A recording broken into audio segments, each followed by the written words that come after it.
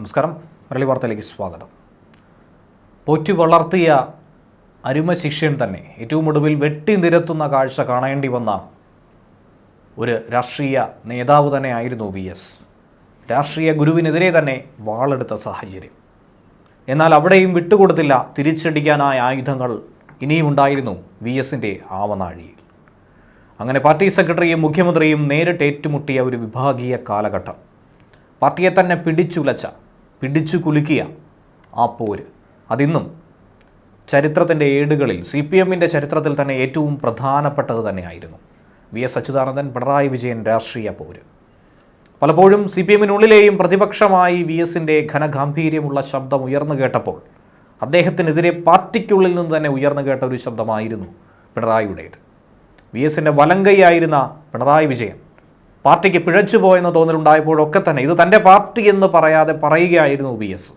64 ദേശീയ കൗൺസിൽ യോഗത്തിൽ നിന്നും ഇറങ്ങിപ്പോന്ന അന്ന് CPM പാർട്ടി രൂപീകരിച്ചതു മുതൽ ഏറ്റവും ഒടുവിൽ പാർട്ടിക്ക് വേണ്ടാത്തവനായി മാറിയ TP വധം വരെയുള്ള സമയങ്ങളിൽ സംഭവിച്ച കാരണങ്ങൾ അതുതന്നെയായിരുന്നു തഴക്കവും പഴക്കവുമുള്ള ഒരു രാഷ്ട്രീയ നേതാവിന് വേണ്ടതും വളർത്തിയെടുത്തത്. അതുകൊണ്ട് തന്നെ ഇനി എന്തൊക്കെ തന്നെ സംഭവിച്ചാലും അതൊന്നും തന്നെ VSനെ ബാധിക്കില്ല. ഒരു വടവൃക്ഷമായി തന്നെ VS അവിടെയും നിലകൊള്ളുമെന്ന് കാട്ടിക്കൊടുത്ത കാലഘട്ടം. CPMനുള്ളിൽ വിഭാഗീയത കൊടികുത്തി വാണ കാലം. അന്നായിരുന്നു പിണറായി VS പക്ഷങ്ങൾ ഉണ്ടായത്. രണ്ട് പക്ഷം അങ്ങനെ രണ്ട് ഗ്രൂപ്പുകളായി കമ്മ്യൂണിസ്റ്റ് പാർട്ടിക്കകത്തുണ്ടായി. ഔദ്യോഗിക പക്ഷമായി പിന്നീട് പിണറായി പക്ഷത്തെ മാറ്റി.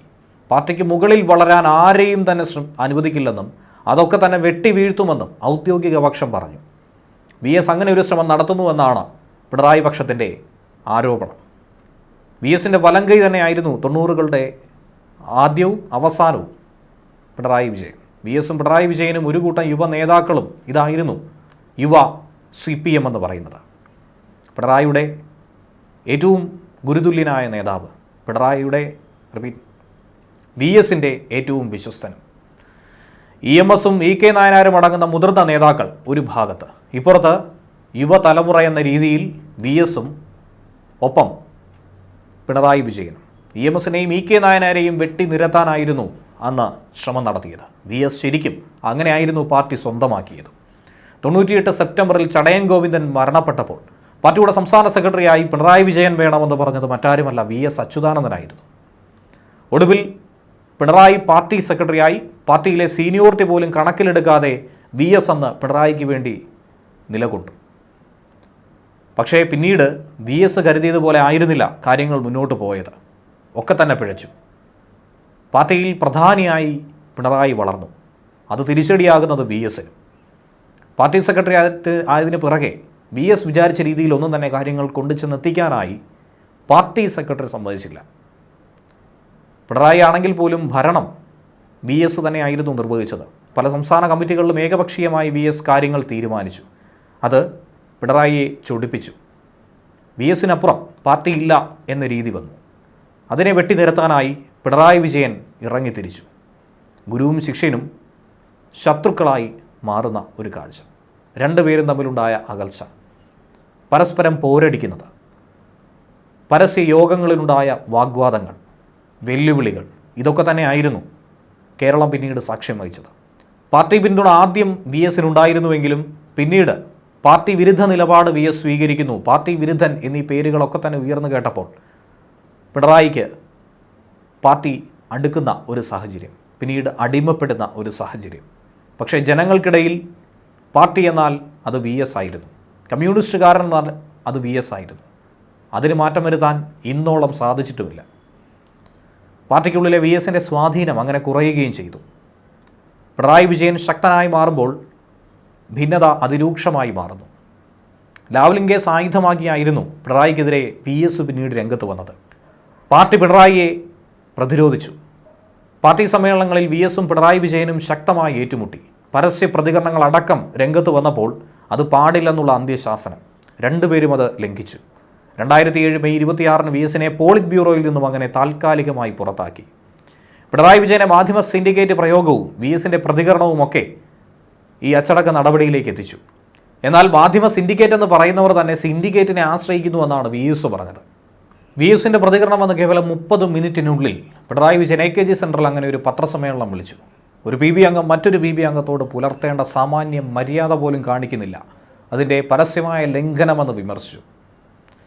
അങ്ങനെ ഇരുവർക്കും പാർട്ടി നടപടിയെന്ന് നേടേണ്ടി വന്നു. എന്നാൽ VS അതിനെ സ്വീകരിക്കുകയാണ് ചെയ്തത്. പാർട്ടി അമ്മയാണ്, ശിക്ഷിക്കാനും തിരുത്താനും അവകാശമുണ്ടെന്നാണ് VS അന്ന് പറഞ്ഞത്. പോളിറ്റ് ബ്യൂറോ അംഗമായിരുന്ന പിണറായിക്കെതിരെയും നടപടി ഉണ്ടായെങ്കിലും പിന്നീട് PBയിലേക്ക് തിരിച്ചെടുത്തു. VSനെ തഴഞ്ഞു. അവിടെ കൊണ്ടൊന്നും തന്നെ ആ യുദ്ധം അവസാനിച്ചില്ല. VSനെ കേന്ദ്ര കമ്മിറ്റിയിലേക്ക് തരം താഴ്ത്തി. അതിനു പുറമെ പാർട്ടിയുടെ പരസ്യ ശാസനയ്ക്ക് വിധേയനാകേണ്ടി വന്നു. 2008 കോട്ടയം സമ്മേളനത്തോടെ പാർട്ടി പൂർണ്ണമായും പിണറായി വിജയൻ്റെ ഭാഗത്തായി. 2006 മുതൽ 2011 വരെ VS മുഖ്യമന്ത്രിയായിരുന്നു. എന്നിരുന്നാൽ പോലും പാർട്ടി സെക്രട്ടറി പിണറായി വിജയൻ തന്നെയായിരുന്നു പാർട്ടിക്കുള്ളിൽ ആധിപത്യം പുലർത്തിയത്.